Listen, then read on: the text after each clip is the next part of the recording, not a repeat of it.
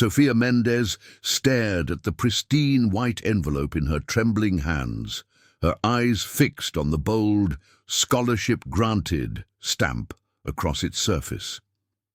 Just yesterday, her application had been rejected, crushing her dreams of attending university and escaping the cycle of financial hardship that had defined her family for generations. Before we jump back in, tell us where you're tuning in from, and if this story touches you, make sure you're subscribed, because tomorrow I've saved something extra special for you.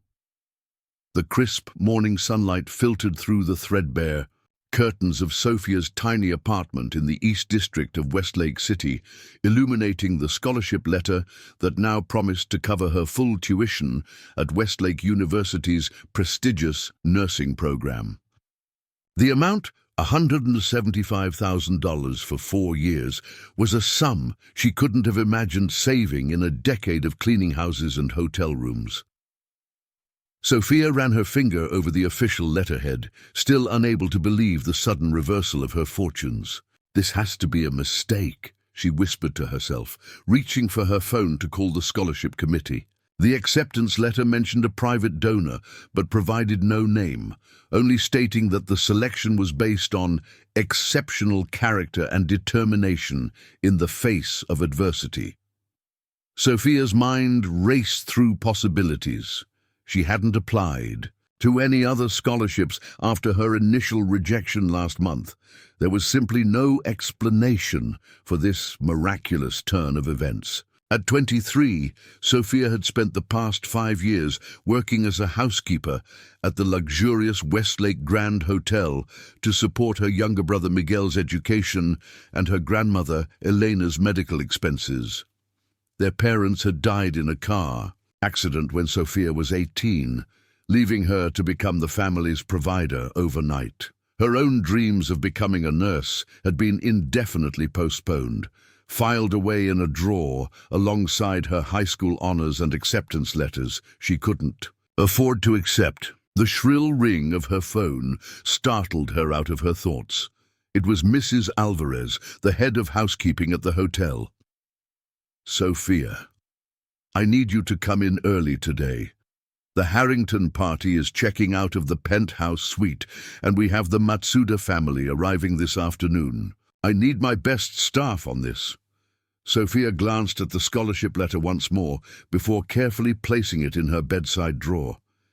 "Yes, Mrs. Alvarez, I'll be there in 30 minutes.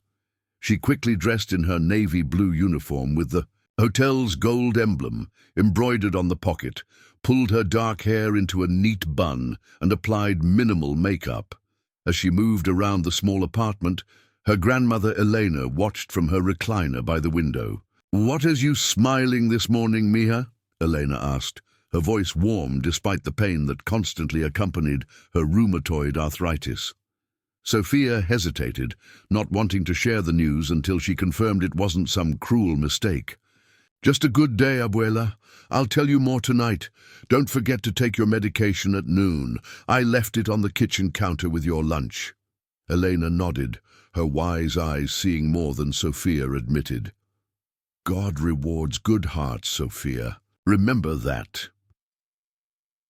The bus ride to the Westlake Grand Hotel took 40 minutes, carrying Sofia from the modest East District to the gleaming downtown area where skyscrapers reached toward the clouds and luxury cars lined the streets. The hotel itself was a marvel of modern architecture, 60 floors of glass and steel overlooking the lake that gave the city its name. As Sofia entered through the staff entrance and clocked in, Mrs. Alvarez immediately approached her with a concerned expression. "Sofia, there's been a situation in the North Wing. Mr. Harrington has requested that his suite be cleaned immediately, but his son is still in the room and refusing to leave. Mr. Harrington has a meeting and can't wait for the boy to come around. Can you handle this delicately? You have a way with difficult guests." Sofia nodded, though internally she groaned. The Harringtons were regular guests at the Westlake Grand, and while Mr. Harrington, CEO of Harrington Global Investments and one of the wealthiest men in the country, was polite enough. He was known for his exacting standards and the generous yet intimidating tips he left for impeccable service. "Of course, Mrs. Alvarez. I'll take care of it." Sofia gathered her cleaning supplies and took the service elevator to the 60th floor, where the penthouse suite occupied the entire north wing. She knocked gently on the double doors. "Housekeeping," she called, using the keycard Mrs. Alvarez had provided when there was no response. The penthouse suite was larger than Sofia's entire apartment building, a sprawling space of marble floors, floor-to-ceiling windows, and designer furniture. Usually immaculate, today it showed signs of distress. A broken crystal glass by the bar, couch cushions askew, and a tablet thrown carelessly on the floor, its screen cracked. Sofia moved cautiously through the space, calling out again, "Hello? Housekeeping. Is anyone here?" A muffled sound from the terrace caught her attention.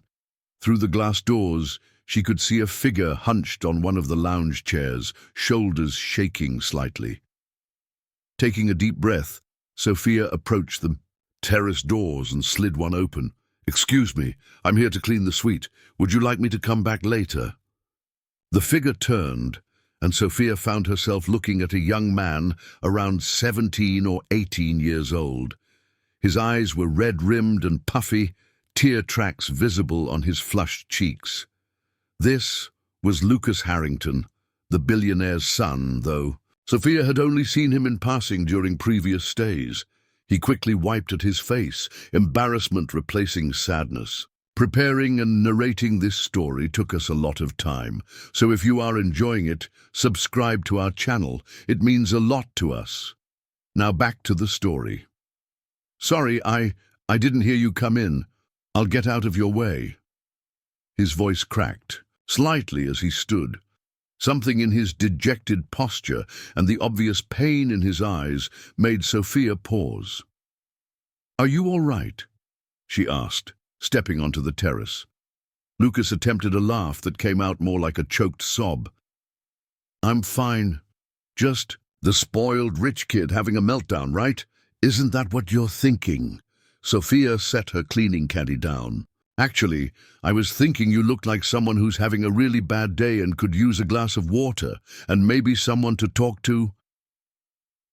The unexpected kindness in her voice seemed to break something in Lucas.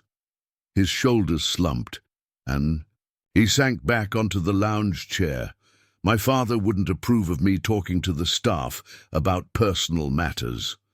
Sofia smiled gently. "Well, your father requested the suite be cleaned, so technically I can't leave until you do.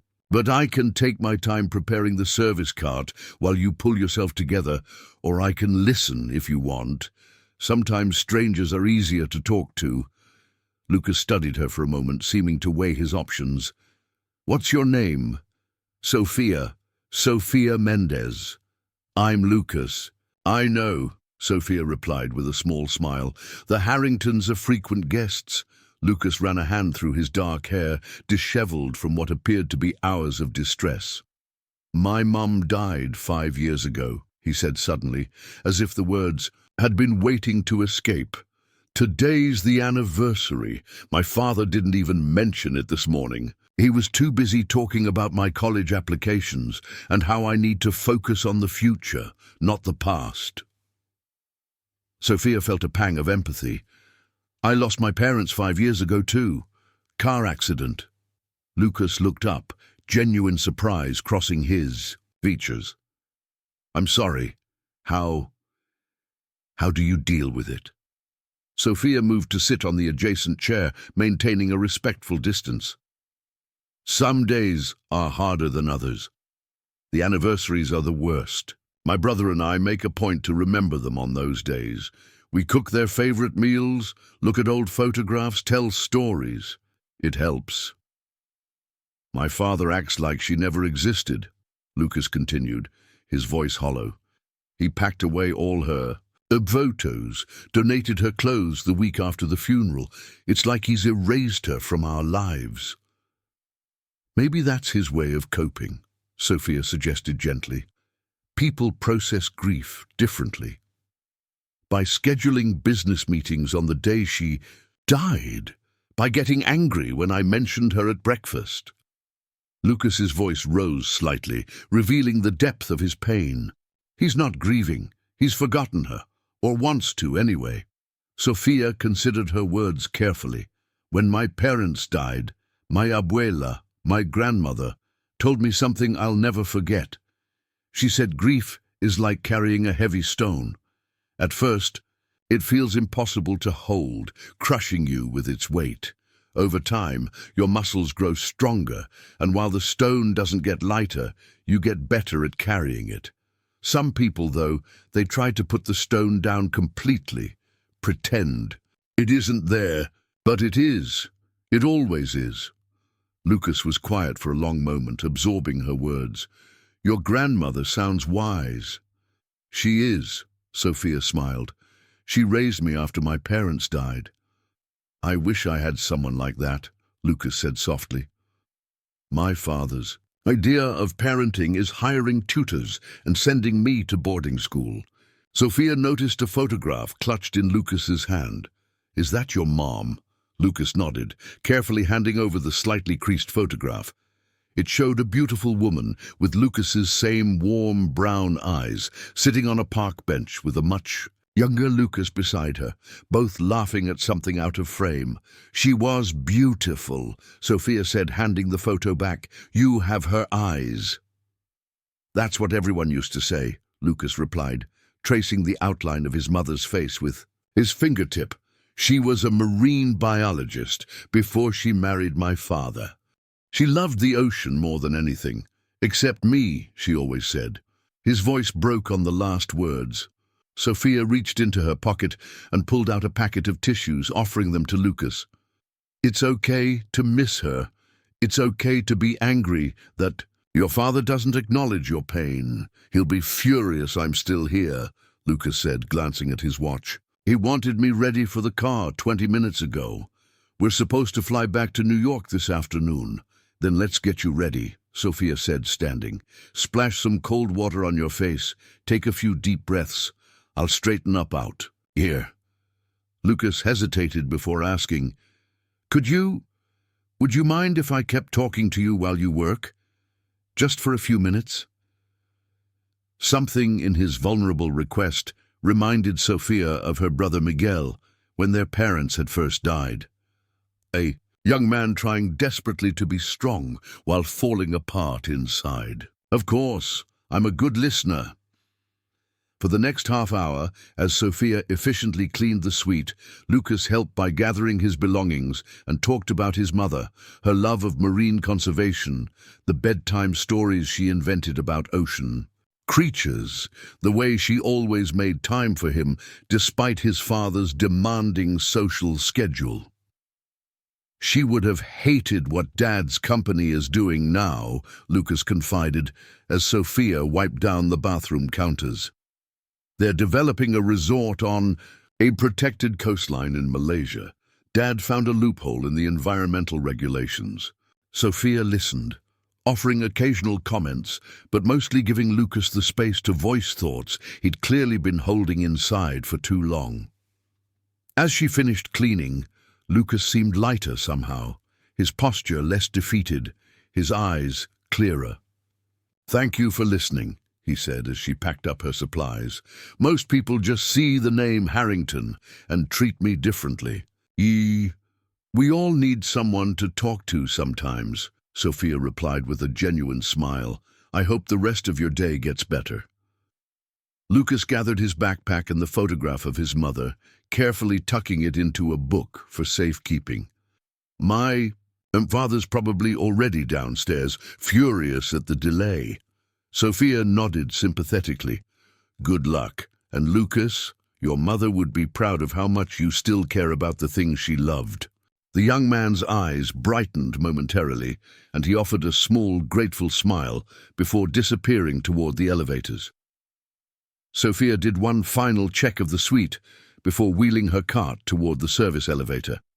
As she waited, the main Elevator doors opened, and a tall, imposing man in an immaculate suit stepped out. Richard Harrington, Lucas's father and one of the most powerful businessmen in the country, stood before her with an unreadable expression. "Are you the housekeeper who was just with my son?"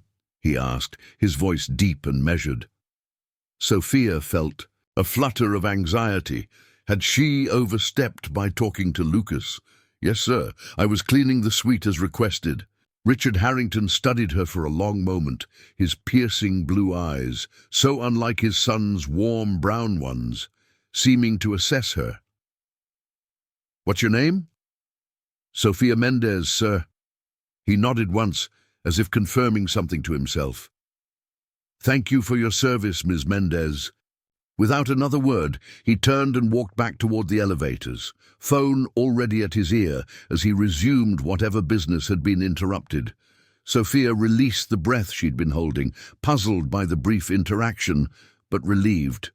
She didn't seem to be in trouble.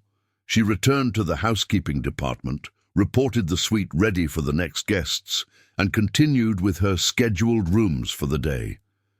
By the time her shift ended at 7 p.m., Sofia was exhausted. The encounter with Lucas Harrington had stayed with her throughout the day.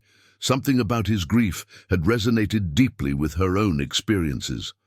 As she clocked out, Mrs. Alvarez approached her. "Sofia, Mr. Harrington left this for you before he departed." She handed Sofia an envelope with the hotel's logo. Inside was a crisp $100 bill, a generous tip, but not unusual for the Harringtons, and a brief note on Harrington Global Investment stationery. "Thank you for your exceptional service. R. Harrington." Sofia tucked the money away, grateful for the unexpected bonus that would help with Miguel's textbooks this semester. Yet something about the interaction with both Harringtons left her with an uneasy feeling she couldn't quite place. On the bus ride home, Sofia finally had time to think about the scholarship letter awaiting her at home. She would call the university first thing tomorrow to confirm it wasn't a mistake. If it was real, if someone had truly selected her for this life-changing opportunity, it would mean she could finally pursue her nursing degree while continuing to work part-time to support her family. Her phone buzzed with a text from Miguel. "Big news! Call me when you get home."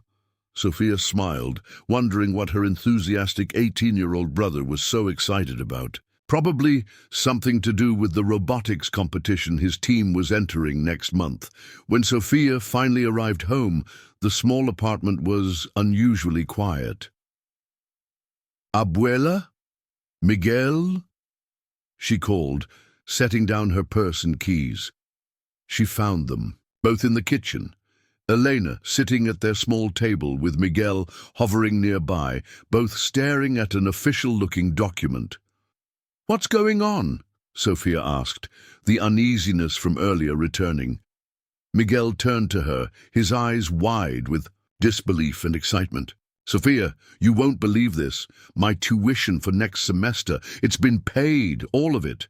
And there's a stipend for books and a laptop." Sofia froze. "What? How?" Elena held up the letter. "It says it's from the Westlake Engineering Scholarship. And they selected Miguel based on his exceptional promise in robotics and," she squinted at the page, "his family's demonstrated values of perseverance and compassion." Sofia slowly sank into a chair. "This doesn't make sense. First my nursing school scholarship this morning, and now this." Miguel's jaw dropped. "You got a scholarship too? Sofia, that's amazing. Wait, you didn't know about mine?" She shook, her head trying to process this extraordinary coincidence. "Mine came this morning, full tuition for the nursing program at Westlake University. Both in one day." Elena's voice was thoughtful. "This is no coincidence, mijos." Sofia remembered the strange interaction with Richard Harrington. The timing seemed impossible. She had only met Lucas hours ago, and these scholarships must have been arranged before then. Yet the coincidence was too striking to ignore. "Let me see both letters," Sofia said, placing them side by side on the table. The language was similar, both mentioning exceptional character and perseverance, but they came from different foundations. Hers from the Catherine Morrison Memorial Scholarship Fund, Miguel's from the Westlake Engineering Scholarship Fund. "Who is Catherine Morrison?" Miguel asked, peering over her shoulder. Sofia shook her head. "I have no idea." Elena watched her grandchildren with a knowing look. "Someone has seen the goodness in both of you. This is a blessing, not a mystery to solve. A dream." But Sofia couldn't shake the feeling that something extraordinary was happening, something connected to her interaction with the grieving son of a billionaire earlier that day. She just couldn't understand what or why. Later that night, after Miguel had gone to bed still buzzing with excitement about his scholarship, Sofia sat with Elena in the living room, both nursing cups of chamomile tea. "Abuela, do you think it's strange that both Miguel and I received scholarships on the same day, after all these years of applying and being rejected?"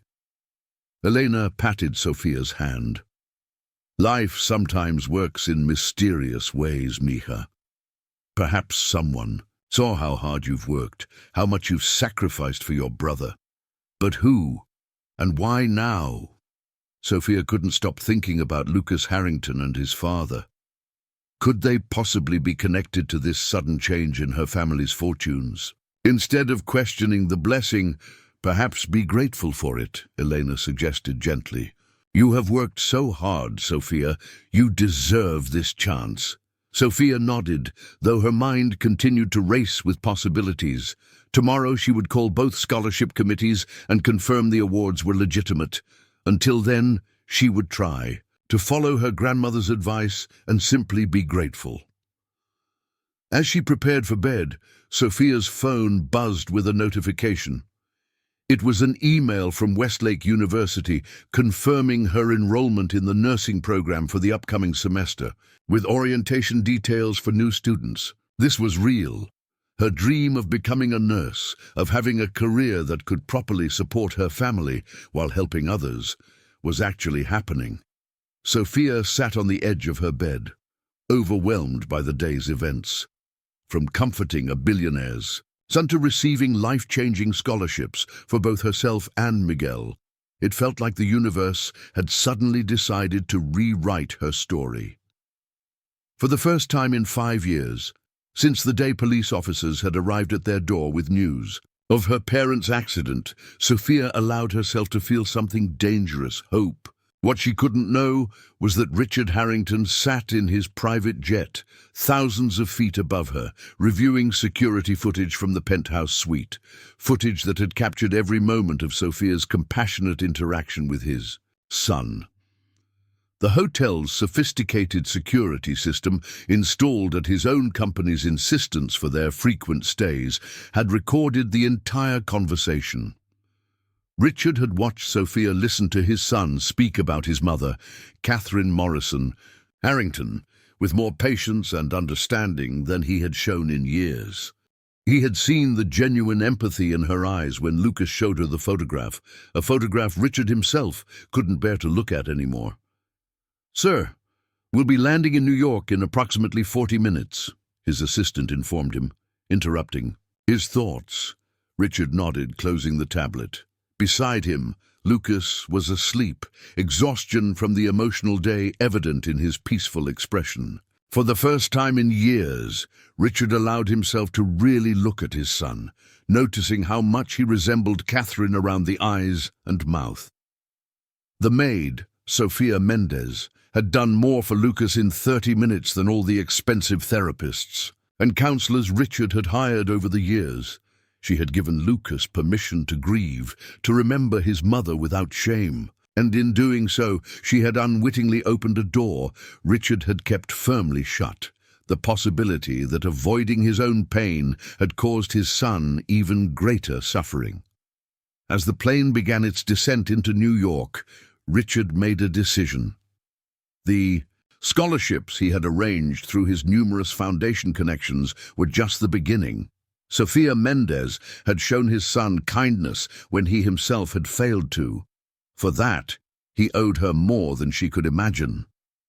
What Richard couldn't anticipate was how Sofia's continued presence in their lives would eventually force him to confront his own unresolved grief, or how this chance encounter would change all their lives in ways none of them could foresee. The wheels he had set in motion with those 2 scholarships would lead to revelations about Catherine's final wishes, secrets she had kept from both her husband and son, and ultimately, a chance for healing that money alone could never buy.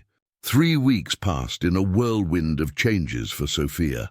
Confirmation calls to both scholarship committees had verified the legitimacy of the awards, though her attempts to learn more about the mysterious donors had yielded little information. The Catherine Morrison Memorial Scholarship Administrator had simply explained that the selection process was confidential, and that Sofia had been chosen based on her exceptional character and commitment to service. Today marked her first day of orientation at Westlake University's School of Nursing, and Sofia couldn't contain the flutter of excitement in her chest as she climbed the stone steps of the historic Nightingale Hall. Students streamed around, her many carrying expensive laptops and designer bags, their carefree laughter a stark contrast to the weight of responsibility Sofia had carried for years. "You belong here just as much as they do," Sofia whispered to herself, clutching her second-hand notebook and the new stethoscope she'd splurged on, her one indulgence to mark this momentous occasion. Inside the grand auditorium, Sofia found a seat near the middle, not wanting to draw attention to herself, but determined to absorb every word of the dean's welcome address. As she settled in, a young woman with vibrant red hair dropped into the seat beside her. "First day jitters?" the woman asked with a friendly smile. "I'm Zoe Chen, pre-med track, but we share the first-year core curriculum." Sofia Mendez. "And yes, definitely nervous," Sofia admitted, returning the smile. "I've been dreaming about this day for so long, it doesn't feel real." "Scholarship student?" Zoe asked perceptively. Sofia nodded. "The Catherine Morrison Memorial Scholarship, full ride, which still feels like a miracle." Zoe's eyes widened. "The Catherine Morrison Scholarship? That's like impossible to get. They only award one per year, and it's usually to someone with an extraordinary background or story." Before Sofia could respond, the dean approached the podium and the auditorium fell silent.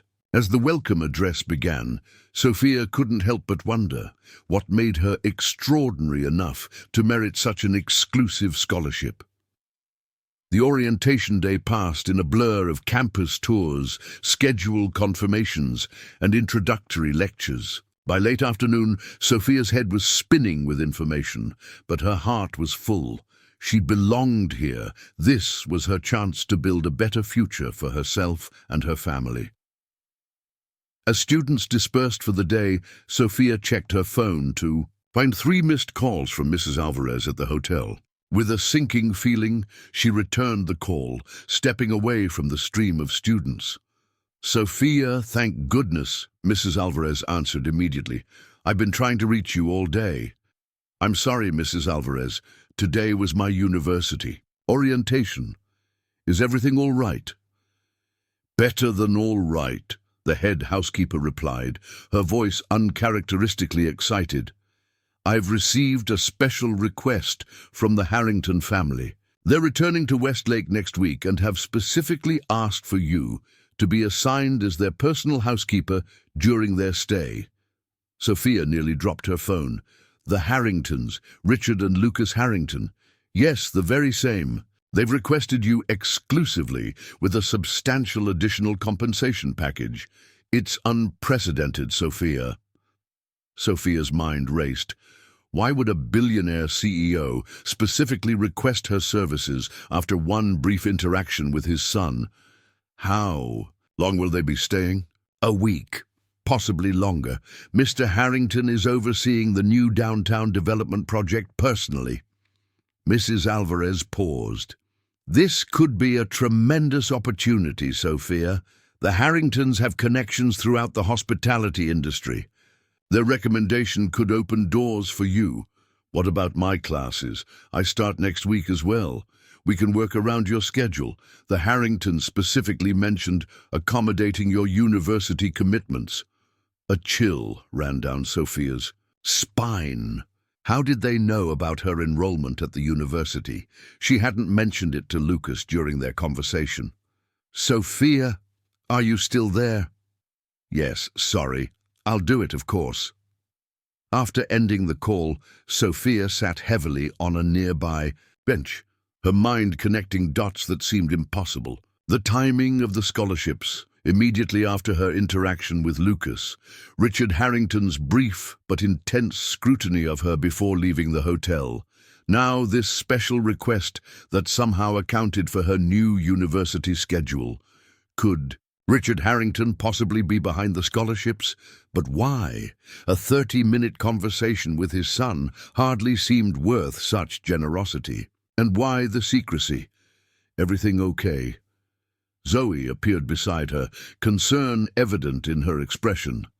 Sofia managed to smile. Just work stuff. I'm still keeping my job at the Westlake Grand while studying. The fancy hotel downtown? That place is legendary. Celebrities, billionaires, royalty. My parents could never afford to stay there, but I've heard the penthouse suite costs more per night than a semester of tuition here. Sofia nodded absently, her thoughts still on the Harringtons. Listen, Zoe, do you know anything about Catherine Morrison, the woman my scholarship is named after? Zoe shook her head. Not really. I just know it's one of the most prestigious private scholarships at Westlake. Why? Just curious. I'd like to know more about the person who made my education possible. The library has archives of university donors and scholarship founders. You might find something there. Sofia checked her watch. She had 2 hours before her shift at the hotel began. Enough time for a quick research session. Thanks, Zoe. I think I'll check that out now. The university library was a cathedral of knowledge. 5 stories of books, digital archives, and study spaces. At the information desk, Sofia explained her quest to a helpful librarian who directed her to the Special Collections Department on the 4th floor. The Catherine Morrison Memorial Scholarship was established 15 years ago, the archivist explained, pulling up records on her computer. It's funded by an anonymous endowment, but administered through the university. Is there any information about Catherine Morrison herself? Sofia asked. The archivist's fingers flew across the keyboard. Not much in our records, I'm afraid, but let me see what I can find in the general archives. After several minutes of searching, she turned the screen toward Sofia. Here's something. A newspaper article from 15 years ago. Sofia leaned forward to read the headline, Marine biologist Catherine Morrison Harrington dies at 35, conservation community mourns. Her breath caught. Harrington. Catherine Morrison. Harrington. The article featured a photograph of a beautiful woman with warm brown eyes, the same eyes Sofia had seen in Lucas Harrington's photograph and in Lucas himself. The pieces clicked into place with stunning clarity. The scholarship was named for Lucas's mother. Sofia quickly scanned the article, learning that Catherine had been a renowned marine biologist who had married business mogul Richard Harrington but continued her conservation work. She had died unexpectedly from an undiagnosed heart condition, leaving behind her husband and 8-year-old son, Lucas. Thank you, Sofia told the archivist, her mind reeling from the discovery. This is exactly what I needed. As Sofia left the library, the significance of her interaction with Lucas took on new dimensions. She had comforted him on the anniversary of his mother's death without knowing who she was, and somehow Richard Harrington had witnessed enough. of that interaction to establish a connection between Sofia and his late wife's memorial scholarship. By the time Sofia arrived at the Westlake Grand for her evening shift, she had formulated a theory. Richard Harrington had seen or heard about her kindness toward Lucas and had decided to reward her. The scholarships were his way of saying thank you. But why the anonymity? Why not simply offer the educational opportunity directly? "Sofia, you're distracted tonight," Mrs. Alvarez commented, as Sofia restocked her cleaning cart. "Is everything all right with your university orientation?" Sofia nodded quickly. "Yes, just a lot to process. Mrs. Alvarez, do you know if the hotel has security cameras in the penthouse suite?" The head housekeeper gave her an odd look. "Of course, the entire hotel is under surveillance, especially the luxury suites. Mr. Harrington's security team insists on additional measures when they're in residence. Why do you ask?"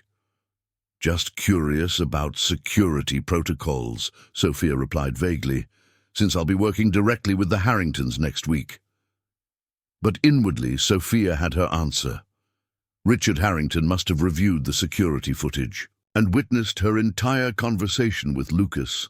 Every word she'd spoken about her family's struggles, about losing her parents, about her dreams of becoming a nurse.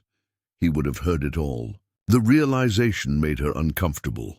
What had been a genuine moment of human connection now felt observed, evaluated. Had her kindness toward Lucas been genuinely appreciated, or had Richard Harrington simply seen an opportunity for a tax-deductible, charitable gesture? Sofia completed her shift mechanically, her mind still spinning with questions as she boarded the late bus home. Her phone buzzed with a text from Miguel. "How was your first day as a fancy university student?" She smiled despite her confusion. "Amazing. Tell you all about it when I get home. How was robotics club?" "Mind-blowing! Professor Keller introduced me to Dr. Lin from Harrington Tech Institute. She's interested in our wave energy converter project." Sofia stared at the message. Harrington Tech Institute, another connection to the Harrington family. This couldn't be coincidence. When she arrived home, Miguel was waiting eagerly at the kitchen table, his laptop open to a sophisticated 3D rendering of what looked like an underwater turbine. "Sofia, you won't believe what happened today. Dr. Lin from Harrington Tech actually came to our robotics club. She said someone had specifically recommended she review our wave energy project, and she thinks it has commercial potential." Sofia set down her bag slowly. "Did she mention who recommended your project?" Miguel shook his head, his excitement undiminished. "No, but she's setting up a special mentorship program for me and 2 other students. We'll get to use the Harrington Tech Labs on weekends. Can you believe it?" Sofia managed a smile, genuinely happy for her brother, despite her growing suspicion that Richard Harrington's influence was spreading through their lives like invisible tendrils. "That's incredible, Miguel. You deserve this recognition." "How was your orientation?" he asked, finally noticing her distracted expression. "It was good. I learned something interesting about my scholarship." Sofia hesitated, unsure how much to share. "It's named after Catherine Morrison Harrington, the late wife of Richard Harrington." Miguel's eyes widened. "The billionaire whose son you talked to? That can't be a coincidence." "I don't think it is," Sofia agreed. "I think Mr. Harrington might be behind both our scholarships and possibly your new mentorship opportunity." "But why? You only talked to his son for what, half an hour?" Sofia shook her head. "I don't know, but I intend to find out. The Harringtons are returning to the hotel next week, and they've requested me as their personal housekeeper." "Sofia, this is getting weird," Miguel said, his initial excitement fading to concern. "Rich people don't just hand out scholarships and opportunities to strangers without expecting something in return." "I know," Sofia replied, the same worry gnawing at her. "But what could Richard Harrington possibly want from us?" The question lingered between them, unanswered and unsettling. The following week arrived quickly, and with it Sofia's dual life as both university student and personal housekeeper to one of the wealthiest families in the country. Her mornings were filled with anatomy lectures and nursing fundamentals, her afternoons and evenings dedicated to providing impeccable service at the Westlake Grand. On Tuesday afternoon, Sofia received word that the Harringtons had arrived. With butterflies in her stomach, she reported to the penthouse suite, unsure what to expect. Mrs. Alvarez briefed her in the service elevator. Mr. Harrington has a specific list of requirements for the suite. Fresh flowers daily, lilies specifically. The temperature must be maintained at exactly 72 degrees. His son prefers the west bedroom with the lake view. All dietary restrictions and preferences are detailed in this folder. Sofia nodded, accepting the folder with slightly trembling hands. Will they be in the suite when I arrive? Mr. Harrington is in meetings downtown until evening. The son arrived alone and is currently in the suite. As the elevator doors opened on the 60th floor, Sofia took a deep breath and pushed her service cart toward the penthouse. This time, when she knocked and called housekeeping, the door opened immediately. Lucas Harrington stood before her, his expression brightening with recognition. Sofia! They told me you'd be assigned to our suite, but I wasn't sure if it was the same person. Sofia smiled, struck by the transformation in the young man since their last meeting. The raw grief had subsided, replaced by a cautious warmth. It's good to see you again, Lucas. How have you been? He stepped back to allow her entry. Better, actually. I've been seeing a grief counselor. My father's idea, surprisingly enough. Sofia began her routine inspection of the suite, noting areas that needed attention. That's wonderful. Professional support can make a big difference. Lucas followed her from room to room, seemingly eager for conversation. I wanted to thank you for talking with me that day. It helped more than you know. Sofia paused in her work, turning to face him directly. I'm glad sometimes we all need someone to listen without judgment. Lucas hesitated, then asked, Have you started university yet? Dad mentioned something about you being a student. The casual confirmation of her suspicions, that Richard Harrington knew details about her life, sent a chill down Sofia's spine. Yes, I started at Westlake University last week, nursing program. That's impressive, balancing work and studies. Sofia decided to test the waters. I was fortunate to receive a scholarship, the Catherine Morrison Memorial Scholarship. Lucas's eyes widened, genuine surprise registering on his face. Catherine Morrison, that was my mother's name before she married my father. I know, Sofia replied gently. I did some research on the scholarship's namesake. Your mother sounds like she was an amazing woman. A shadow of sadness crossed Lucas's features, but it lacked the devastating intensity of their previous encounter. She was. I don't have many memories of her. I was only 8 when she died. But the ones I have are precious. Sofia resumed her work, allowing Lucas space to continue if he wished. It's strange, he said after a moment. After our conversation, my father started talking about her for the first time in years. He even showed me her research papers on marine conservation. Sofia's hands stilled. Really? What prompted that change? Lucas shrugged. I'm not sure. He's different somehow since our last stay here. Less rigid, more present. He laughed softly. He even came to my school's environmental science fair last week. He hasn't attended a school function since I was in elementary school. Sofia absorbed this information, wondering what had triggered such a significant shift in Richard Harrington's behavior. Could her simple act of kindness toward Lucas have somehow penetrated the billionaire's emotional armor? As she finished preparing the suite, Lucas gathered his courage to ask, Sofia, would you, if you're not too busy with school and work, Would you maybe want to have coffee sometime? Just to talk? The earnest invitation caught Sofia off guard. Lucas, that's very kind, but I don't think that would be appropriate. I work for your family and it's not like that, he hurried to explain, a blush creeping up his neck. I don't have many people I can talk to, honestly.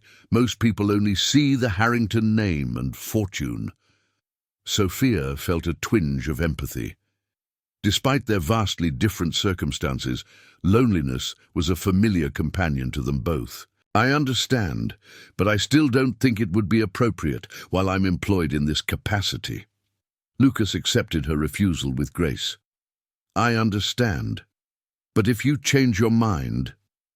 The suite door opened, cutting off his words as Richard Harrington entered, his commanding presence immediately filling the space. He wore an impeccably tailored charcoal suit, his silver-streaked dark hair perfectly styled, his piercing blue eyes missing nothing as they surveyed the scene before him. Lucas, he acknowledged his son before turning his attention to Sofia. Ms. Mendez, thank you for accommodating our specific requests for your services. Sofia straightened, adopting her professional demeanor. Of course, Mr. Harrington. Is there anything specific you require this evening? Richard's gaze was analytical, assessing her with the same intensity she remembered from their brief previous encounter. No, thank you. However, I would appreciate it if you could join me for a brief conversation tomorrow morning. 9 o'clock, if that doesn't conflict with your class schedule. The direct reference to her university commitments confirmed Sofia's suspicions beyond doubt. I don't have classes until 11 tomorrow. 9 o'clock would be fine, sir. Richard nodded once, satisfied. Excellent. We'll speak in the morning, then. As Sofia gathered her supplies to leave, she noticed Lucas watching the interaction. With evident curiosity, whatever Richard Harrington wanted to discuss, it seemed his son was not privy to the information. That night, Sofia barely slept, her mind racing with possible scenarios for the morning's conversation. Would Richard Harrington finally reveal himself as her mysterious benefactor? Would he explain why he had chosen to impact her life so dramatically? Or perhaps more worryingly, would he outline what he expected in return for his generosity?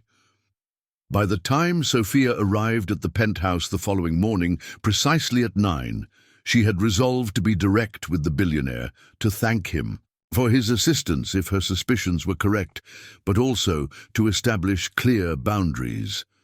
Richard Harrington was waiting in the suite's elegant sitting area, a cup of coffee in hand and documents spread across the glass coffee table. He rose when Sofia entered, gesturing toward the chair opposite him. Thank you for coming, Ms. Mendez. Coffee? No, thank you, Sofia declined, taking the offered seat but maintaining perfect posture, unwilling to appear intimidated despite the opulent surroundings and the powerful man before her. Richard studied her for a moment, seeming to approve of her composure. I'll come directly to the point, Ms. Mendez. 3 weeks ago, you showed extraordinary kindness to my son during what has always been a difficult day for him. I was simply doing my job, Mr. Harrington. A slight smile touched his lips. We both know your job description as a housekeeper doesn't include providing grief counseling. You saw someone in pain and chose to help him. That choice resonated. With me, Sofia remained silent, waiting for him to continue. I reviewed the security footage of your interaction with Lucas. Your words about grief, about carrying a stone that doesn't get lighter, but that we become stronger to bear. Those words affected me deeply. Sofia felt a flush of embarrassment, knowing their private conversation had been observed, but held Richard's gaze steadily. For 5 years, I've been attempting to put down that stone, as you described it, to pretend it wasn't there. In doing so, I failed to recognize that my son has been carrying his own burden without the support he needed. Richard's voice remained measured, but Sofia detected a vulnerability beneath his controlled exterior. Lucas is fortunate to have a father who cares for him, Sofia offered carefully. Richard's expression tightened. I have provided for him materially, yes, but I have failed him emotionally since Catherine's death. Your compassion toward him highlighted that failure in ways I couldn't ignore. Mr. Harrington, Sofia began, deciding directness was necessary. I appreciate your candor, but I suspect this conversation isn't simply about my interaction with Lucas. The timing of certain scholarships and opportunities suggests you've taken an interest in my family's welfare. Richard Harrington's eyebrows rose slightly, a flicker of admiration crossing his features. You're as perceptive as you are compassionate, Ms. Mendez. Yes, I arranged the scholarship opportunities for both you and your brother. Sofia exhaled. Slowly, confirmation of her suspicions, bringing both relief and renewed questions. May I ask why? A 30-minute conversation with your son hardly seems to merit such generosity. In those 30 minutes, you gave Lucas something I haven't been able to provide in 5 years, permission to grieve his mother, to speak about her openly, to honor her memory without shame. Richard's voice roughened slightly. And in doing so, you reminded me of my own failure to preserve Catherine's legacy, even within our own family. He reached for a leather portfolio on the table, opening it to reveal documents bearing the Harrington Global Investments logo. The Catherine Morrison Memorial Scholarship was established in my late wife's honor, but I've kept my connection to it anonymous. Catherine believed in nurturing potential wherever it was found, particularly in those who faced significant obstacles. Like me, Sofia said quietly. Yes. Your personal circumstances, your academic potential, and most importantly, the character you demonstrated with Lucas all made you an ideal recipient for Catherine's scholarship. Sofia processed this information, still sensing there was more to the story.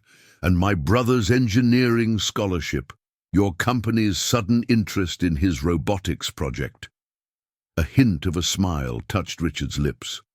Your brother has genuine talent. The mentorship would have been offered eventually based on merit alone. I simply accelerated the timeline. That's very generous, Mr. Harrington, but you're wondering what I expect in return, he interrupted, his tone matter of fact. A reasonable concern, given the circumstances. Sofia nodded, relieved he had addressed the elephant in the room. I have a proposal for you, Ms. Mendez, one that would benefit us both, I believe. Richard slid a document across the table toward her. This is a formal offer for a position within the Catherine Morrison Foundation, the philanthropic arm of Harrington Global that manages my late wife's charitable initiatives. Sofia glanced at the document, noting the title, University Ambassador Program, part-time position. The role would involve approximately 10 hours per week, Richard continued, primarily identifying and mentoring scholarship candidates with backgrounds similar to yours, young people with academic potential who face significant personal challenges. The compensation would allow you to reduce your hotel hours while maintaining your income level, giving you more time to focus on your studies. Sofia looked up from the document, searching Richard's face for hidden motives. Why me, specifically? Surely there are more qualified candidates. You possess something that can't be taught or credentialed, Ms. Mendez, authentic empathy and the ability to connect with people in crisis. The same qualities that allowed you to reach Lucas are exactly what this program needs. Sofia considered the offer, tempted by the opportunity but still wary. And if I decline? The scholarships are unconditional gifts, regardless of your decision today, Richard assured her. There are no strings attached to the educational opportunities you and your brother have received. The sincerity in his voice was compelling, but Sofia needed time to consider. May I have a few days to think about your offer? Richard nodded, gathering the documents and returning them to the portfolio. Of course. Take whatever time you need. He hesitated, then added, There is one more thing, Ms. Mendez. A personal request, unrelated to the position. Yes? Lucas has few genuine connections with people his own age. Most of his peers are interested in the Harrington fortune or connections, not in him as a person. Your influence has been, remarkably positive. If you're comfortable doing so, I would appreciate if you would continue to be a friend to him, in whatever capacity you deem appropriate. The unexpected vulnerability in this request touched Sofia. Behind the billionaire facade was simply a father concerned for his son's well-being. I can do that, Mr. Harrington. As Sofia left the penthouse suite, her mind was awhirl with possibilities. The conversation had answered many questions, but raised new ones. What had catalyzed Richard Harrington's dramatic change of heart regarding his late wife's memory, and why did he seem so invested in Sofia's potential specifically? What Sofia couldn't know was that as she descended in the service elevator, Richard Harrington was opening a safe hidden behind a painting in the penthouse suite. From it, he removed a sealed envelope with "For Lucas" on his 18th birthday, written in elegant feminine handwriting across the front. Catherine's final letter to their son, which Richard had kept hidden for years, unable to face the emotions it would unleash. The letter contained not only Catherine's love and wisdom for her son, but also her final wish that Lucas would someday find purpose in continuing her conservation work, and that he would find people in his life who valued him. For himself, not his inheritance. Sofia Mendez, with her genuine compassion and integrity, had unknowingly set in motion the fulfillment of Catherine's final wishes. And Richard, watching the security footage of their interaction, had recognized in Sofia the same genuine spirit that had drawn him to Catherine all those years ago. What began as a chance encounter between a grieving son and a compassionate maid was evolving into something far more significant, a catalyst for healing that would ultimately transform not just the Harrington family, but Sofia's future in ways she couldn't yet imagine. Autumn painted Westlake University's campus in brilliant hues of amber and crimson as Sofia hurried across the central quadrangle, her arms laden with textbooks. 2 months had passed since her conversation with Richard. Harrington and her life had transformed in ways she never could have imagined. She had accepted the part-time position with the Catherine Morrison Foundation, reducing her hotel hours to weekends only, which allowed her to immerse herself fully in her nursing studies. Today marked a significant milestone, the first Catherine Morrison Scholarship Committee meeting, where Sofia would present her recommendations for the next year's recipients. Her unique perspective, as both a current scholar and someone who had overcome substantial obstacles, made her insights invaluable to the foundation. "Sofia, wait up!" Zoe called, jogging to catch up with her.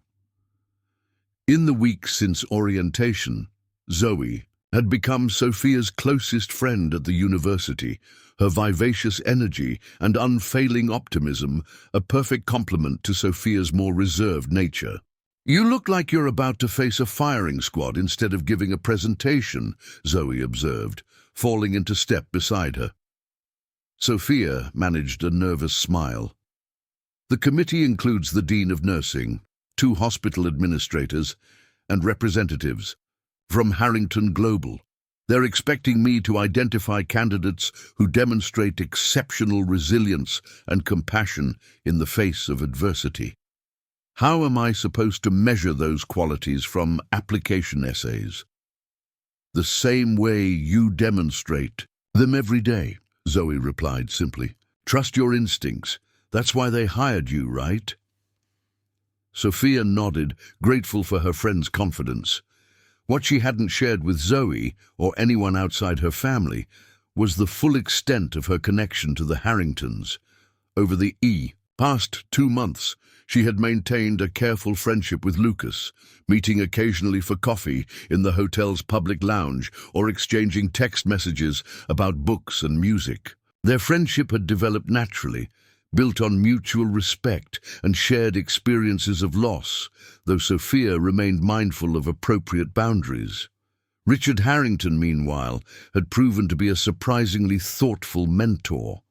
Their weekly meetings to discuss foundation business often evolved into broader conversations about leadership, education, and finding purpose through service to others. The intimidating billionaire had revealed himself to be a complex man, still navigating his own grief while trying to honor his late wife's legacy. Earth to Sofia. Zoe waved a hand in front of her face. You completely zoned out. Is everything okay? Sorry, just mentally rehearsing my presentation, Sofia replied. I should get going. The committee meeting starts in 20 minutes. Knock 'em dead, Zoe encouraged, giving her a quick hug before heading toward the science complex. Sofia continued toward the administration building, where the foundation maintained offices. As she approached, she spotted Richard Harrington's sleek black town car parked outside. He rarely attended committee meetings in person, delegating that responsibility to his foundation directors. His presence today added another layer of pressure to her already frayed nerves. The committee room fell silent as Sofia entered, all eyes turning toward her. Richard Harrington sat at the head of the oval table, his expression inscrutable as always, but he offered her a slight nod of encouragement. Ms. Mendez, thank you for joining us, Dean Wilson greeted her. We're eager to hear your recommendations for next year's scholarship candidates. Sofia took her place at the podium, setting up her presentation with hands that trembled slightly. She had reviewed hundreds of applications over the past month, narrowing them down to 5 exceptional candidates whose stories had resonated deeply with her. Taking a deep breath, she began. Thank you for the opportunity to share my findings. The Catherine Morrison Scholarship has traditionally focused on academic excellence, but Mrs. Morrison's own life demonstrated that true impact comes from combining intelligence with compassion and resilience. With that in mind, I've identified 5 candidates whose personal journeys exemplify these qualities.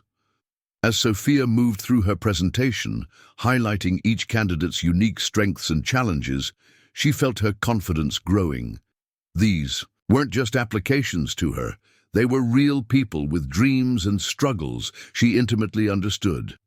Candidate 3, Aisha Patel, maintains a 3.9 GPA while caring for her younger siblings after their parents' deportation 2 years ago. Her essay on healthcare access in immigrant communities demonstrates not only analytical thinking, but a deep understanding of systemic barriers to care. Sofia glanced up to find Richard Harrington watching her intently, something like pride flickering in his usually guarded expression. My final recommendation, James Rivera, doesn't have the highest test scores among our applicants. However, his journey from homelessness to community college, where he established a peer counseling program for at-risk students, demonstrates exactly the kind of leadership and compassion the Catherine Morrison Scholarship aims to nurture. As Sofia concluded her presentation, the room remained silent for a moment before Dean Wilson spoke. That was illuminating, Ms. Mendez. Your personal connection to these applications brings a dimension to our selection process we've been missing. Murmurs of agreement circled the table, but it was Richard Harrington's response Sofia found herself waiting for. He leaned forward slightly, addressing the entire committee, though his eyes remained on Sofia. Catherine believed that education was not merely about acquiring knowledge, but about developing the capacity to apply that knowledge compassionately. Ms. Mendez's recommendations align perfectly with that vision. I move that we approve all 5 candidates. The motion passed unanimously, and as the meeting adjourned, committee members stopped to congratulate Sofia on her insightful presentation. She accepted their praise graciously, still somewhat overwhelmed by the impact her recommendations would have on 5 deserving students' lives.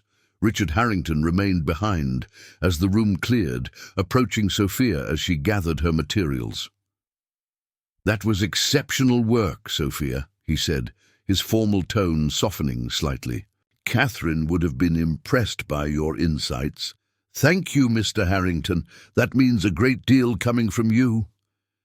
"Richard, please," he corrected her, not for the first time. "After 2 months, I think we can dispense with formalities." "When we're not in official meetings," Sofia nodded, still finding it difficult to address this powerful man by his first name, despite their evolving professional relationship. "There's something I'd like to discuss with you," Richard continued. "Not foundation business, something more personal. Would you have time this evening?" Sofia checked her watch. "I have class until 4, but I'm free afterward." "Excellent. Lucas mentioned you enjoy the botanical gardens. Perhaps we could meet there at 5. The conservatory should be quiet this time of year." Curiosity piqued, Sofia agreed, wondering what personal matter Richard Harrington could possibly want to discuss with her. The university's botanical gardens were a hidden gem, 10 acres of meticulously maintained landscapes featuring plants from around the world. As promised, the tropical conservatory was nearly empty when Sofia arrived, the late afternoon sun casting dappled light through the glass, sealing onto exotic foliage. Richard Harrington was already there, looking somewhat out of place in his business suit among the lush vegetation. He had shed his jacket in concession to the conservatory's humidity, his crisp white shirt rolled at the sleeves, the most casual Sofia had ever seen him. "Thank you for meeting me," he greeted her, gesturing toward a stone bench partially secluded by a stand of bamboo. "I appreciate your flexibility." Sofia sat beside him, noting the leather portfolio in his hands. Similar to the one he had brought to their first formal meeting, but older, the leather worn soft at the edges. "I've been considering how to approach this conversation for several weeks," Richard began, his usual confidence tempered with uncharacteristic hesitation. "It concerns Catherine, Lucas, and indirectly, you." Sofia remained silent, giving him space to continue at his own pace. "When Catherine died, I shut down emotionally. It was easier to immerse myself in work, to focus on tangible achievements rather than process the grief." Richard's gaze fixed on a delicate orchid blooming nearby. "In doing so, I failed Lucas in profound ways. I preserved Catherine's legacy publicly through the foundation, while nearly erasing her from our private lives. That must have been incredibly difficult for both of you," Sofia offered gently. Richard nodded, opening the portfolio to reveal a cream-colored envelope. The paper yellowed slightly with age. "The day before she died, Catherine wrote letters, one for me and one for Lucas, to be opened on his 18th birthday. I read mine once, then locked both away. I couldn't bear to revisit her words, and when Lucas turned 18 last year, I couldn't bring myself to give him his letter." Sofia felt a familiar ache of empathy. "You were protecting yourself from the pain." "At Lucas's expense," Richard acknowledged, his voice rough with regret. "The day I saw you with him, saw you give him permission to grieve openly, something broke open in me as well. That night, I finally reread Catherine's letter to me." He removed a second envelope from the portfolio, this one opened, the letter inside well handled now, as if recently read many times. "She asked one thing of me, Sofia, to ensure that Lucas grew up knowing how deeply he was loved, and to help him find his own path, even if that path diverged from the future I had planned for him." "A mother's greatest wish," Sofia murmured, thinking of her own mother's unconditional love. "A wish I failed to honor," Richard replied, the admission clearly costing him. Until now. He handed Sofia the unopened letter addressed to Lucas. I want to give this to him, finally. But I'm only concerned about how he'll react, learning I've kept it from him for over a year. Sofia understood then why Richard had asked to meet with her, not as a Foundation employee, but as someone who had connected with Lucas in a way Richard himself had struggled to. You're asking for my advice? Richard nodded, vulnerability evident in his expression. You've shown remarkable insight with Lucas. He trusts you. I value your perspective on how to approach this. Sofia considered carefully, honored by the trust this powerful man was placing in her judgment. I think honesty is the only path forward. Explain to Lucas what you've shared with me, how grief led you to make choices you now regret. Don't ask for forgiveness, but show him you're trying to make amends by honoring his mother's wishes now. And the letter itself? Give it to him in a private setting, somewhere he feels safe. Be prepared for a range of emotions, anger, sadness, perhaps even relief. The most important thing is to stay present with him through whatever reaction comes. Richard absorbed her words, then carefully returned the letters to his portfolio. Thank you, Sofia. Your wisdom continues to surprise me, given your youth. Not wisdom, Sofia corrected gently. Experience. Grief has been my teacher too. Richard studied her thoughtfully. There's something else Catherine wrote in her letter to me, something I've been reflecting on these past weeks. She said, when I'm gone, find the courage to open your heart again, not just for your sake, but for Lucas. Show him that love endures, even after loss. Sofia felt a subtle shift in the conversation, sensing deeper currents beneath Richard's words. For 15 years, I've focused solely on building her legacy through philanthropy. But recently, I've begun to wonder if there might be more to honoring Catherine's memory than preserving the past.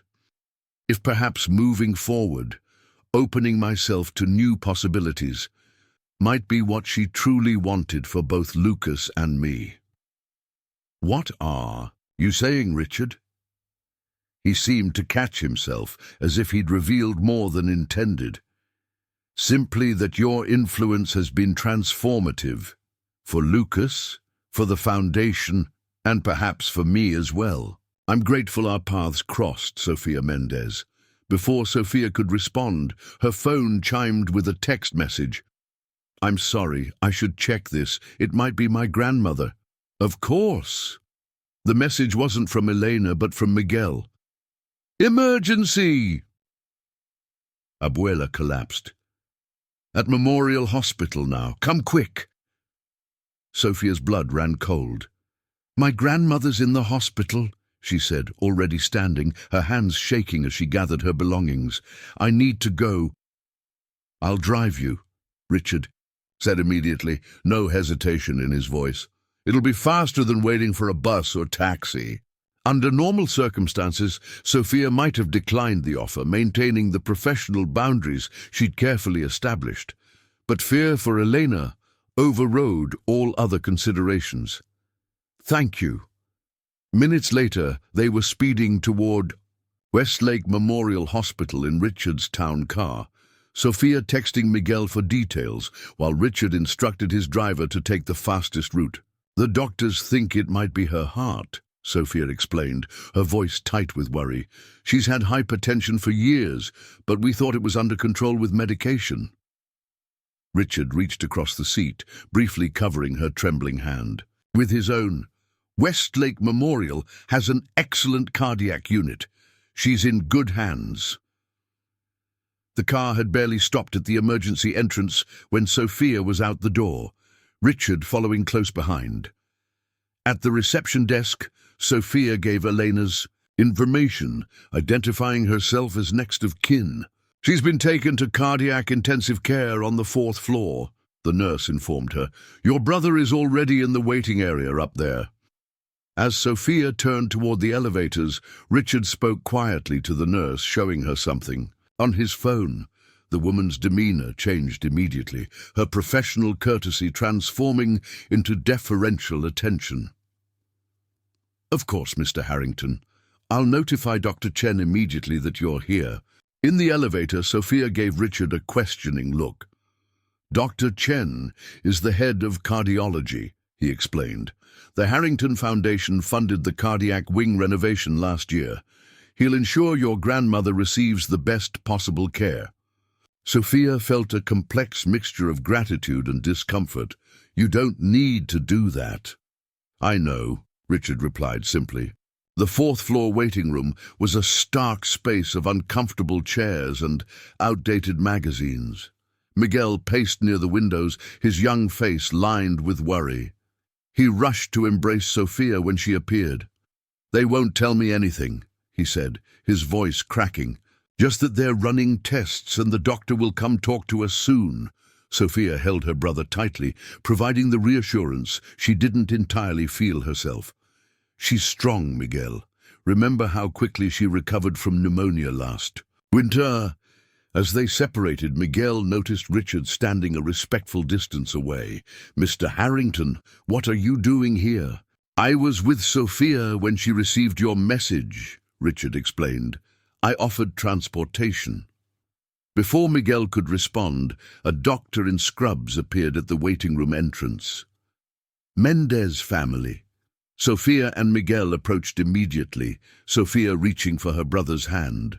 "I'm Dr. Chen, head of cardiology." The doctor introduced himself, his gaze flickering briefly to Richard with recognition before focusing on Sofia and Miguel. "Your grandmother has suffered a moderate heart attack. We've stabilized her condition, but the tests indicate she'll need a minimally invasive procedure to place a stent in one of her coronary arteries." Sofia felt lightheaded with relief that Elena was stable, but anxiety quickly followed. "When will you perform the procedure?" "Ideally tomorrow morning. We want to monitor her overnight to ensure she's strong enough. The procedure itself is routine, but given your grandmother's age and medical history, there are always risks." "And the prognosis?" Sofia asked, medical terminology from her nursing courses providing a framework for her questions. "With successful stent placement and proper medication management afterward, her prognosis is good. She'll need to make lifestyle adjustments, diet modifications, regular exercise appropriate for her age, stress reduction." Sofia nodded, mentally, cataloguing the changes they would need to implement at home. "Can we see her?" "Briefly. She's sedated but conscious. One visitor at a time, 5 minutes maximum for now." As Dr. Chen departed, Sofia turned to Miguel. "You go first. I'll check on insurance coverage at the billing office while you're with her." Miguel squeezed her hand gratefully before following a nurse through the secure doors to the ICU. Sofia's momentary composure faltered as reality set in. Elena's Medicare would cover part of the hospitalization and procedure, but their limited supplemental insurance would leave them with substantial out-of-pocket expenses they simply couldn't afford, even with Sofia's new position at the foundation. "Sofia!" Richard's voice drew her from her calculations of financial disaster. "Please sit down for a moment." She complied mechanically, sinking into a chair beside him, her mind still racing. "Your grandmother's medical expenses are covered," Richard said quietly. "All of them." Sofia stared at him, uncomprehending. "What?" "The Catherine Morrison Foundation maintains a healthcare assistance fund for families of scholarship recipients. It covers medical expenses not addressed by primary insurance." His tone was matter-of-fact, as if discussing an ordinary business transaction rather than a lifeline thrown to her drowning family. "I don't recall seeing that in any of the scholarship documentation," Sofia said slowly. "It's a recent addition to the program," Richard admitted. "Implemented after our first conversation, actually." The implication was clear. He had created This fund specifically with her family in mind, anticipating exactly this kind of emergency. Richard, I can't accept. It's not charity, Sophia, he interrupted gently. It's an investment in your future. How can you focus on your studies and foundation work if you're drowning in medical debt? How can your brother continue his engineering education if he has to drop out to work full-time? This fund ensures that unexpected health crises don't derail the very potential the scholarship program aims to nurture. His logic was impeccable, and yet Sophia struggled with accepting such substantial assistance. This feels like too much. Richard's expression softened. Catherine faced a similar crisis during her university years. Her father suffered a stroke, and her family nearly lost everything paying for his care. A faculty member anonymously covered their expenses, allowing Catherine to complete her degree.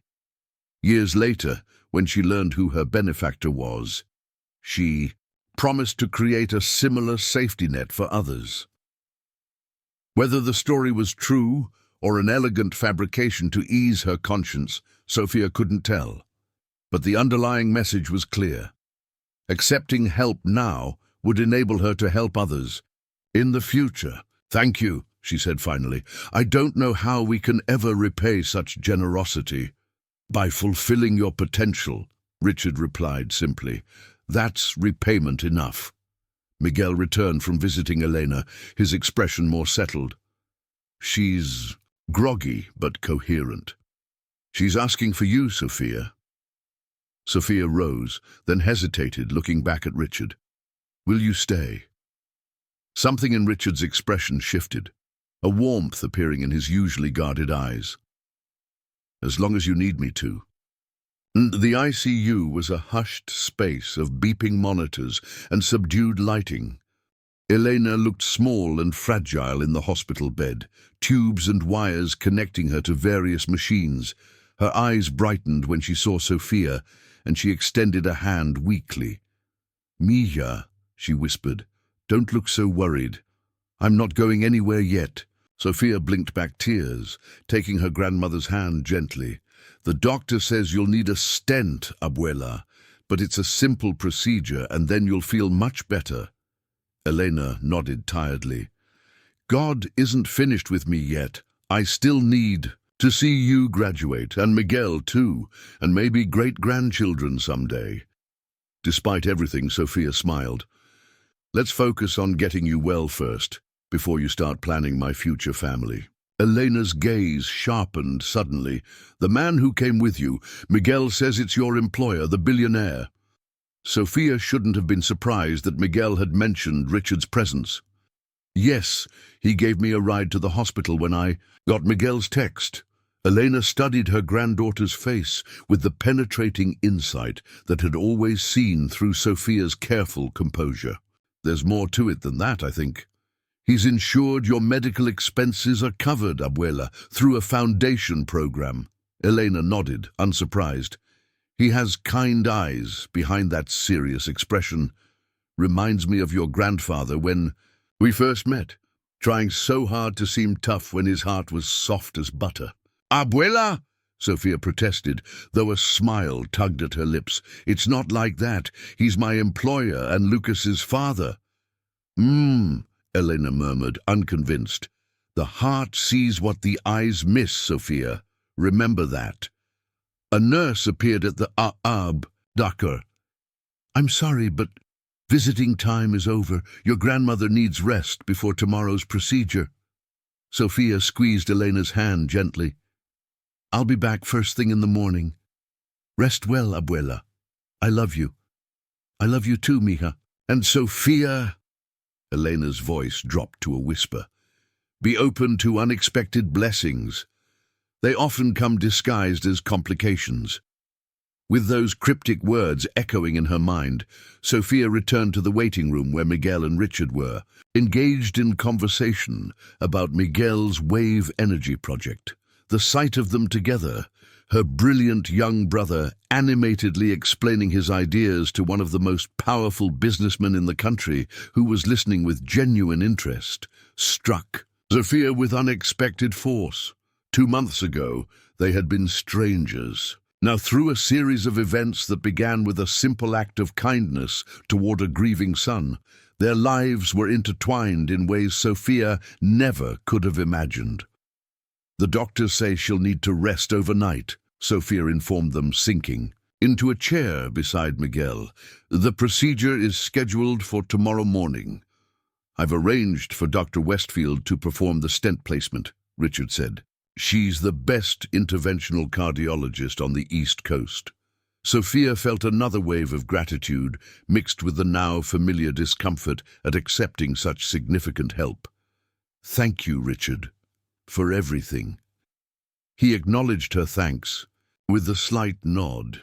"You both should get some rest. My driver can take you home and bring you back in the morning." "I'd like to stay," Miguel said, his usual confidence replaced by vulnerability, "in case anything changes overnight." "Of course," Richard agreed. "I'll have some comfortable provisions brought in."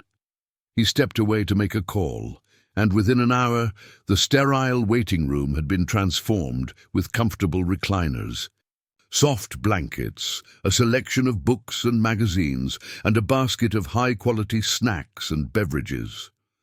As evening deepened into night, Miguel eventually dozed off in one of the recliners, exhausted by the day's emotional roller coaster. Sofia remained awake, too keyed up to sleep despite her physical and emotional fatigue. Richard, who had stepped out several times to manage business matters by phone, returned with 2 cups of tea from the hospital's cafe. "Chamomile," he said, offering one to Sofia. "It might help you rest." She accepted gratefully, moving to sit near the window overlooking the city lights. Richard joined her, his presence surprisingly comforting in its quiet steadiness. "When my parents died," Sofia said softly, breaking the contemplative silence, "I thought the worst part was the shock, the sudden, irrevocable change in our lives. But over time, I realized the harder part was the uncertainty that followed. The constant fear that I wouldn't be enough, strong enough, smart enough, resourceful enough to care for Miguel and Abuela." Richard listened intently, giving her the space to articulate feelings she rarely expressed aloud. "Even now, with the scholarships and my position at the foundation, that fear never fully disappears. It just shifts form." She looked at her sleeping brother, his face peaceful in repose. "Today brought it all back, the terror of potentially losing someone else I love, the panic over how we'd manage the financial burden." "You've carried tremendous responsibility from a very young age," Richard observed. "Most people would have buckled under that weight." Sofia shook her head. "I had no choice but to be strong." "That's where you're wrong," Richard said gently. "We always have choices. You chose courage over despair, determination over surrender. Those choices define character, Sofia." His words resonated with unexpected depth. For years, Sofia had viewed her circumstances as constraints that limited her options. Richard was suggesting a different perspective, that her responses to those circumstances revealed her essential nature.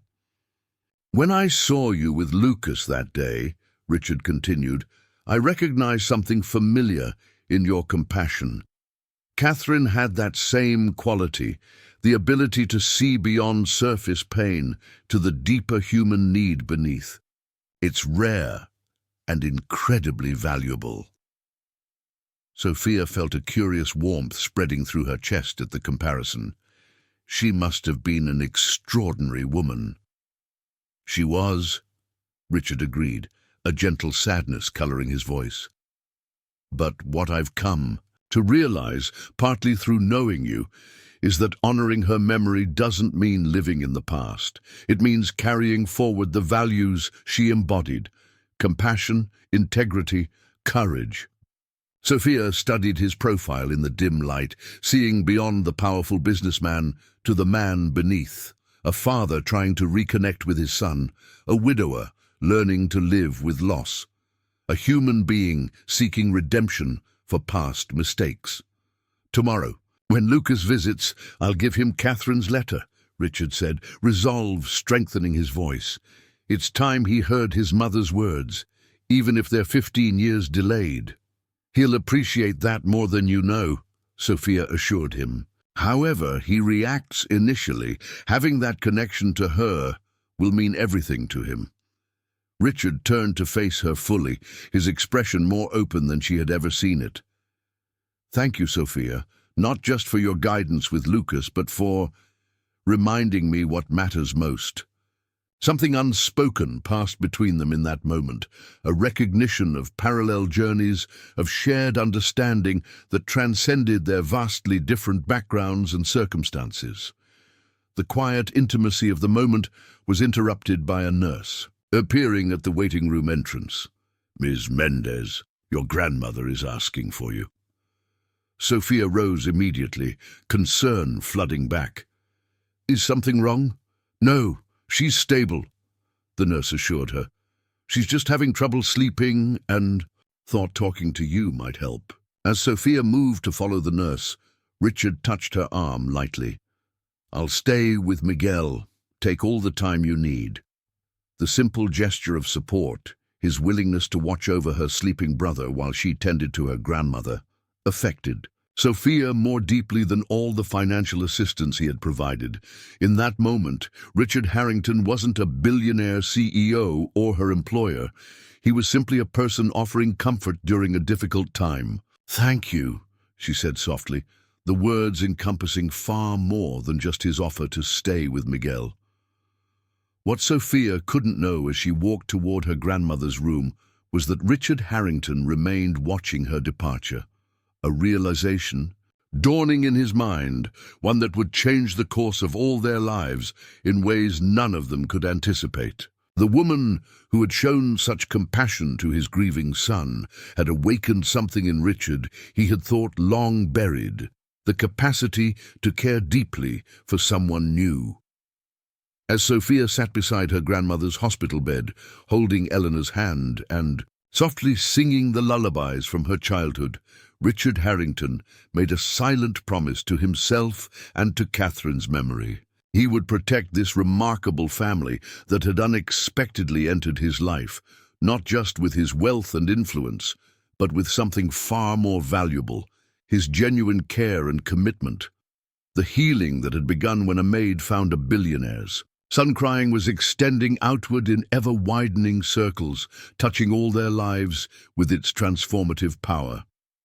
What had started as a simple act of kindness was blossoming into something none of them could have foreseen.